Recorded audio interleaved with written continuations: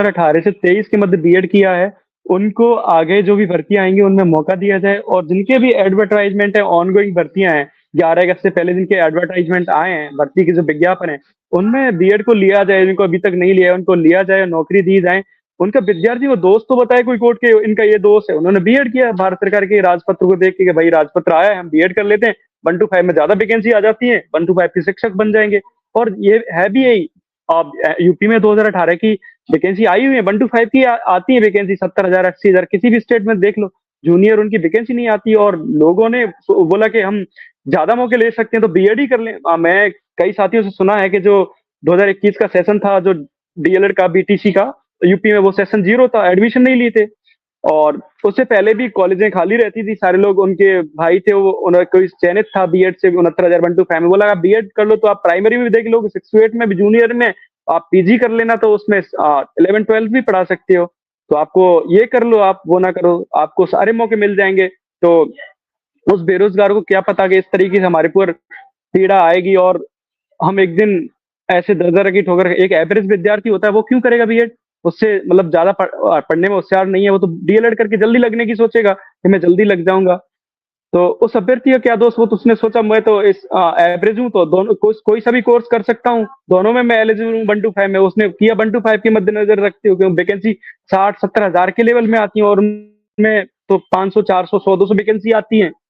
तो उस अभ्यर्थी का क्या दोष? बेचारे रोते हैं अभ्यर्थी। मैंने तो इस केस को देखा है, मैं तो साउथ से लेकर ऐसा कोई स्टेट नहीं है मेरे पास कॉल नहीं आते हो अभ्यर्थियों के। बहुत ऐसी-ऐसी कंडीशन, गरीब परिवार के बच्चे, किसी का माँ-बाप नहीं है, किसी का कैसे करके पढ़ाए, कैसे बीएड किए और नमस्कार साथियों, स्वागत है आप सभी का आज के इस नए वीडियो में। वीडियो आप सभी शिक्षा मित्र साथियों के लिए बेहद ही महत्वपूर्ण होने वाली है। हाल ही के अंदर की कुछ खबरें हैं जो कि आपके माध्यम में इस वीडियो के माध्यम से साझा करेंगे। सभी साथी वीडियो को पूरा देखें। चैनल को अभी तक आपने सब्सक्राइब नहीं किया है, सब्सक्राइब भी कर ले। अब चलते हैं अपडेट पर।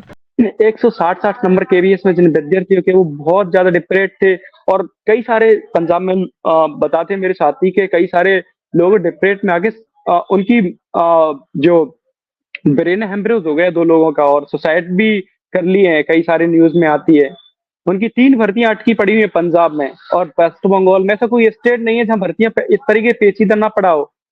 तो इस बात को सरकार को स्वतः संज्ञान लेना चाहिए। कई सारे ट्विटर ट्रेंड चलाते हैं। शिक्षा मंत्री धर्मेंद्र प्रधान से मैं खुद कई बार मिला हूँ, लेकिन अब चुनाव के वजह से नहीं मिल पाया हूँ, लेकिन चुनाव होते ही मैं खुद मिलूंगा। इस पर रेवू पिटीशन पे भी काम कर रहा हूँ, रेवू पिटीशन डाल रहा हूँ। मेरा खुद का सिलेक्शन की मैं खुद दायरे में हूँ और कई सारी टीम है इसमें काम कर रही है हमारी, लेकिन जो लीडिंग टीम है सुप्रीम कोर्ट में, मैं खुद अखिल भारतीय बीएड संघ के उससे कर रहा हूँ। चाहे 69,000 शिक्षक भर्ती के जो साथी हैं वो भी इसमें लगे हुए हैं, काम कर रहे हैं और सभी टीमें अपना अपना काम कर रही हैं।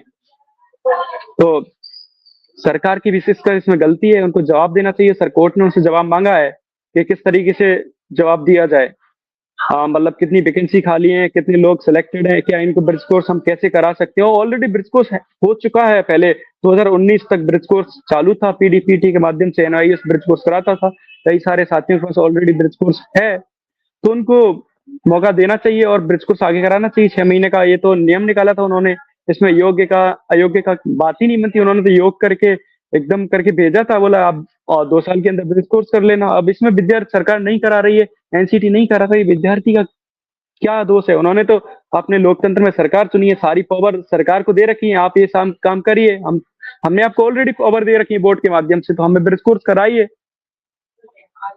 लेकिन सरकार सुनती नहीं। चुनाव आते हैं, उनके फिक्स टाइम पे चुनाव हो जाते हैं, उनको सरकारें देवेश जी, इस देश में लगातार डिग्रियां बांटी जा रही हैं और डिग्रियों के बिल्कुल सापेक्ष पद नहीं होते, तो क्यों इन डिग्रियों को दिया जा रहा है? उन गरीब बेसहारा माँ-बाप को अगर पता है कि हमें बीएड करा के हमारे बच्चे को रोजगार नहीं मिलेगा, तो दोनों का मनोबल क्यों तोड़ रहे हैं? दोनों का शिव कुमार मानसिक जी, आघात आप क्यों कर रहे हैं? बिल्कुल आप एक बहुत बड़ा शब्द दिया है, कार्ल मार्क्स ने, पूंजीवाद का एक वो है, पूंजीवाद आता है या उसको बुर्जुआ बोलते हैं, बुर्जुआ लोग बोलते हैं।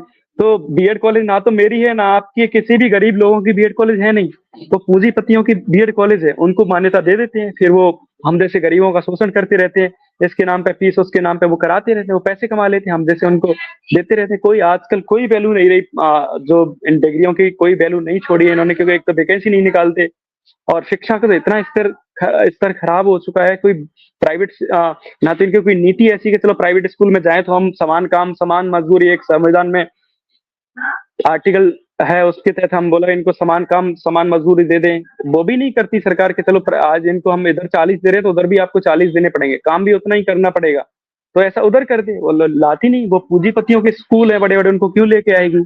इधर वैकेंसी निकालती नहीं। प्राथमिक शिक्षा का आप गाँव में जाके देखो, आज तक मैं सोचता हूँ कि मैं देश में बड़े-बड़े आंदोलन देखता हूँ, लेकिन प्राथमिक शिक्षा